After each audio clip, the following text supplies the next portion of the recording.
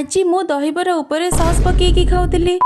सकाळु सकाळु पूरा ready shady हेकी मु बाहरी जाइतिली मंदिर को दर्शन करिबा पई। आ गोटे घंटा भितर आमे पूरा दर्शन करिकी पळे आसिलु काहेकि ना आज एते भिड़ नथिला जेहेतु आमे सकाळु जाइतिलु। तापर ब्रेकफास्ट रे दहीबरा खाउतिबा टाइम रे मो माइंड को आसिला टिके एथिरे सॉस पकेकी ट्राई करिबी। आ यार टेस्ट एते खराब थिला जे आ कोन कहिबी जेतिकी पार्ट रे सॉस पडिथिला से पार्ट को मु केते कष्ट रे खाइची सेडा एका मु जानिची। तापर आमे पळे आसितिलु रेलवे स्टेशन को आ हमर ट्रेन पाखा पाखी 10:30 रे थिला। के गोटे पागल शूज को नेकी फैन ऊपर थोइची सुखेबा पई। तापर आमे रेलवे स्टेशन ने ओल्हेकी माने भुवनेश्वर रे ओल्हेकी पीथिलु लस्सी। देन रूम रे आसिकी पहुंची मु मो काम रे लागि जाइतिली जेहेतु आमे काली रूम छाड़ीबु सेति पई सब ऑर्गेनाइजर को मते आज ही ठीक करिवार थिला। एते काम भितरे आ गोटे भी टेंशन थिला सेटा होची कॉलेज रे गोटे एप्लीकेशन दबार। तो किछिटा काम करि देकी मु पळैतिली कॉलेज को। तो कॉलेज रो सब काम सारी की रूम को फेरुथिबा टाइम रे मो मुंडो बहुत जोर पेन होतला काहेकि ना मु भाबुतिली जे एते सारा काम मु केमिति करिबी। रूम रो अवस्था टिके देखंतु माने मु कोउटु पैकिंग स्टार्ट करिबी सेटा मु बुझी पारु नथिली। ता सहित कैनवास रे मु जो एते कष्ट करिकी पेंटिंग सब करिथिली ताकू सब कांथरु बाहर करबा को पड़िला। आ ए फोटो पूरा चिपकी की रहि जाइथिला जेते टाणिले भी बाहरु नथिला। ता भितर गोटे सेति पई भांगी भी गला। मु याकू ता पर दिन बाहर करबा पई छाडी देली। तो आज पई एति की देखाबा गोटे नुवा मिनी ब्लॉग रे।